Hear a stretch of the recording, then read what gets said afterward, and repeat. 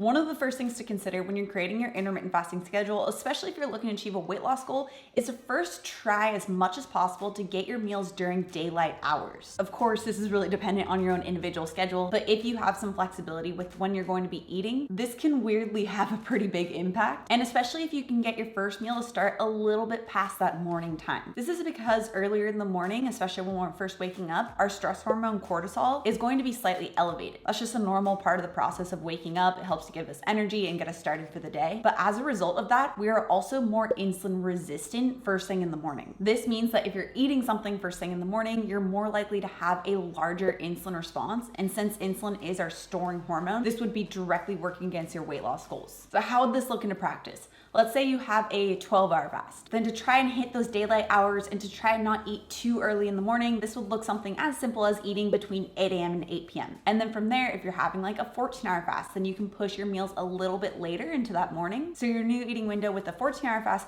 could be like 9 a.m. to 7 p.m. So we're getting closer and closer to purely being in that daylight hour time. And then this can continue with the 16-hour fast, where that would be around 10 a.m. to 6 p.m. for an eating window. So as we start to eat a little bit later and later into the morning, so moving from 8 a.m. to 10 a.m., then this can be more and more beneficial for achieving a weight loss goal. But we also don't want to be eating too late in the evening as well. Eating too late in the evening and too close to bed can actually disrupt sleep quality, and poor sleep has been consistently tied to weight gain, especially around the belly, likely because of the increased hunger hormone and increased stress hormone levels the next day as a result. So you can see that shooting for more of that middle of the day approach for when you're going to be eating is going to be best. Now, the amount of time that you're going to be fasting will largely depend on your goals and schedule. In fact, I did create a free quiz where you can help determine the length of fast that's going to work best for you. All of that linked down in the description below, so you guys can check that out. Now, even though more of an ideal fast would be somewhere in that 14 to 16 hour range so that you can get a little bit further into that morning for when your eating window will start, I still recommend starting off in the very beginning if you're brand new to intermittent fasting with a shorter fast. So this could be simply 12-hour fast and then working toward eating more of that meal structure rather than snacking.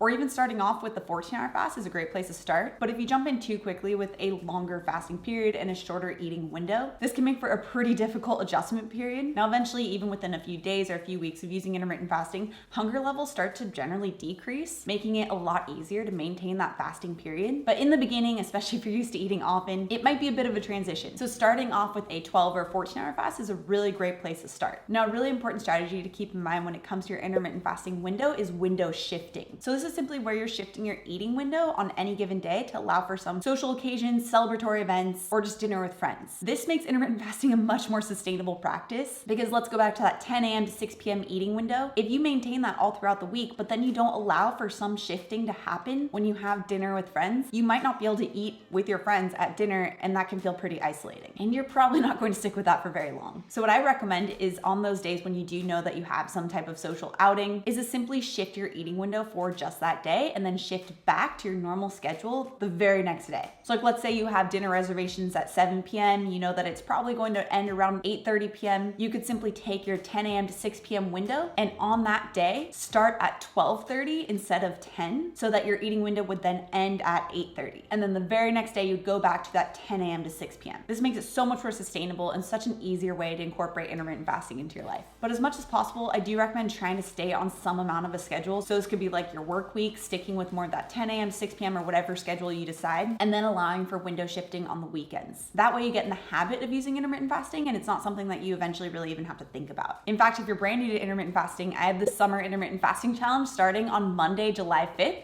It's a 6-week long challenge with thousands of AMPs around the world joining in. If you want the details for that, I'll have it linked down in the description below so you guys can check that out. Now, if you're wondering how long it takes to actually start seeing results with intermittent fasting, you can check that out with this video next. Also, if you're new to my channel and you love the science-backed information, make sure you subscribe right here. Come out with new videos every Tuesday and Thursday. All right, guys, thanks so much for tuning in, and I'll see you in my next video.